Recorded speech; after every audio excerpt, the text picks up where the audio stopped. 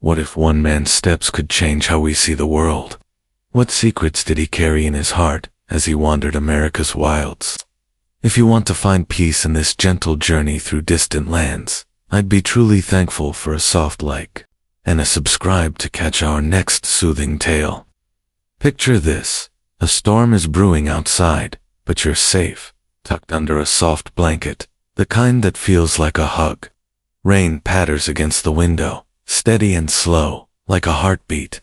A single candle flickers on the bedside table, casting shadows over an old leather journal, its pages worn from years of travel. The air smells faintly of pine and damp wool, grounding you. Can you feel it? That quiet pull to drift somewhere, far away. To wander? Tonight, we're joining a journey.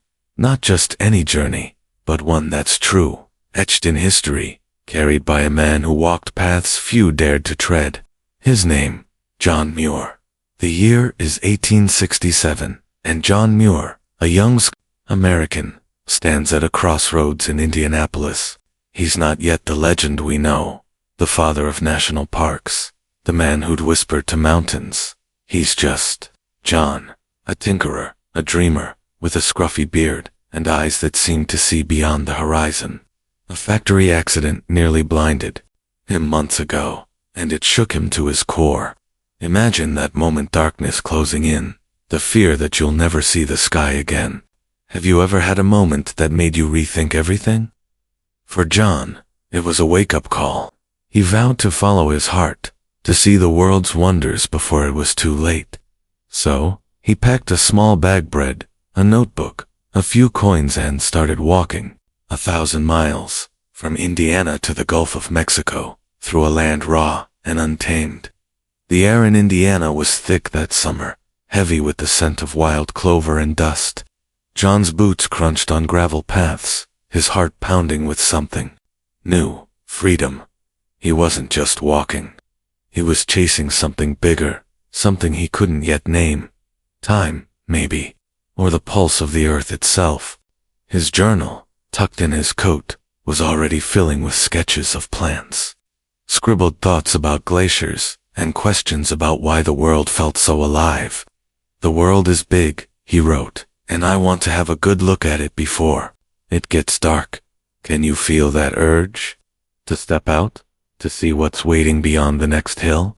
But there was a shadow trailing him. Not a person, not a thing, but a feeling, a whisper of doubt. America in 1867 was a fractured place of all. War scars still fresh, towns buzzing with hope and suspicion. A lone wanderer, scribbling in a notebook, wasn't always welcome. John carried a secret, too, a map, not of paper, but of stories he'd heard. Tales of hidden valleys, rivers that sang, and mountains that touched the stars. He'd overheard them in taverns, from farmers, from passing drivers. These weren't just places, they were promises. But would he find them? Or would they stay just out of reach, like a dream you can't quite hold? As he crossed into Kentucky, the land began to change. Rolling hills gave way to dense forests, where cicadas hummed like a lullaby. One night, under a sky so clear, it felt like he could touch the stars, John camped by a creek. The water gurgled over smooth stones, and he sat there, his back against an oak, listening. Nature's voice is never silent, he later wrote. Imagine sitting there with him, the cool air brushing your skin, the world whispering its secrets. What would you ask it? John asked about time, how it stretches in moments like these, how a single night can feel eternal. He didn't know it yet, but this walk was shaping him, carving the man who'd one day fight for the wild. Days turned 2 weeks, and the road grew harder. His boots were wearing thin, his body aching, but his spirit, that was alive. In Tennessee, he climbed a ridge at dawn, the mist curling like smoke around him. The view stopped him cold, hills stretching, endless, kissed by the first light. It was like seeing the world born anew. This is what I came for, he whispered to himself, his breath visible in the chilly air. Have you ever stood somewhere and felt the earth speak to you? For John, that moment was a spark. He began to see time differently, not as hours or days, but as a river, flowing through every leaf, every stone. But suspense lingered. In a small town, a stranger eyed his notebook, mistaking him for a spy. Whispers followed him down muddy streets. "Who's this wanderer?" they muttered. John kept moving, his heart racing, clutching his journal tighter. It held more than sketches now, it held his purpose. He'd heard of a place farther south, a hidden gorge where the earth split open, revealing layers of time itself. Was it real, or just another story? He had to know. His steps quickened, the gulf calling him like a distant drum. By the time he reached Georgia, his body was weary, but his eyes were bright. Malaria would soon slow him, a fever creeping in like an uninvited guest. But even then, lying under a sycamore, he wrote of the stars above, of how they seemed to guide him. "The universe is one great poem," he scribbled, his hand trembling. Imagine that strength to be sick, far from home, yet still see beauty. Could you hold on to hope like that? John did, and it carried him forward, toward a destiny he couldn't yet see. This is where we pause, my friend. The rain outside is softer now, tapping the window like a gentle reminder to rest. John's journey isn't over, not yet. His path will lead him to places wilder, to truths deeper, to a legacy that still shapes our world. What secrets will he uncover next? And what will they teach us about our own wandering hearts? Close your eyes, let the rain sing you to sleep, and we'll walk with John again soon. The rain outside hums softer now, a gentle lullaby weaving through the night. Your candle's flame dances, casting golden flickers across the open journal, its pages whispering of far-off places. The scent of damp earth lingers, grounding you, pulling you back to John Muir's journey. We left him in Georgia, feverish under a sycamore, stars above him like a map to somewhere eternal. His heart, though, was still moving, still chasing that hidden gorge, those stories of a land where time itself seemed to pause. Let's walk with him again, step by step, into the wild. John's fever broke slowly, like dawn creeping over a ridge. By the time he reached Florida, the air was thick with salt and the hum of cicadas. His boots, now tattered, sank into sandy trails fringed with palmettos. The Gulf of Mexico was close, he could feel it, a pull as strong as gravity. But something else tugged at him too, that whispered tale of a gorge, a place where the earth cracked open to reveal its ancient heart. He'd heard it again, in a savannah tavern, from an old man with weathered hands. "It's out there," the man had said, eyes gleaming, "where the river cuts deep, and time forgets itself." John clutched his journal, its pages now a patchwork of hope and wonder. Have you ever chased a story, not knowing if it's true, but feeling it in your bones? The Florida wilderness was no gentle host. Mosquitoes buzzed like a storm, and the heat clung to him, heavy as doubt. Yet John moved forward, sketching palmetto leaves, noting the way sunlight dappled through live oaks. "Every plant has a story," he wrote, his pencil trembling from exhaustion. "Every step is a verse. Imagine that, finding poetry in a swamp, in the ache of your own body. Could you see the world that way, even when it tests you?" John did, and it kept him going, his eyes scanning the horizon for that promised gorge.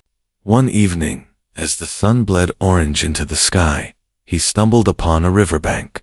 The water was dark, reflecting the clouds like a mirror.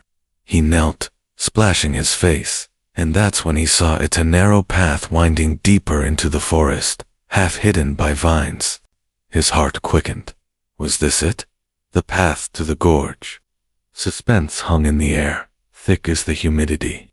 He followed it, ducking under branches, his breath shallow. The trail led to a clearing where the earth dropped away, a shallow ravine. Not the grand gorge he'd imagined, but something alive. Limestone walls, carved by centuries, cradled a stream that whispered secrets. Fossils glinted in the stone, relics of a world long gone. John stood there, awestruck. Time is not a line, he scribbled later, but a circle, holding us all.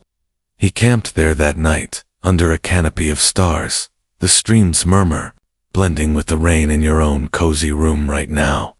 The world felt vast, yet intimate, like it was speaking just to him. Nature is a friend, he wrote, if you listen. Have you ever felt that? A moment where the earth seems to know you, to hold you. For John, that ravine was a turning point. It wasn't the mythic gorge of tavern tales, but it was real, a piece of the earth's story, etched in stone and water. It taught him that the journey itself was the wonder, not just the destination, but the road wasn't done with him. In Cedar Key, on Florida's coast, John boarded a ship to Cuba, his heart still hungry for new horizons. The Gulf sparkled under the sun, an endless sheet of blue. He leaned against the railing, wind tangling his hair, and thought about time again, how it stretches across oceans, across lives. Cuba's shores brought new sights, coral reefs, tropical blooms, and markets alive with voices. He wandered Havana's streets, the scent of roasting coffee mingling with salt air. Yet even here, he felt the pull of the wild, of places untouched. The world is one, he wrote, and I am part of it. Can you imagine that feeling? To stand somewhere new, yet feel like you belong? Illness struck again in Cuba, a fever that pinned him to a cot in a dim room. Locals brought him fruit, their kindness a quiet light in the haze. As he recovered, he sketched the palms outside his window, their fronds swaying like time itself. He began to see his journey differently, not as a line from Indiana to the Gulf, but as a spiral, looping through moments that shaped him.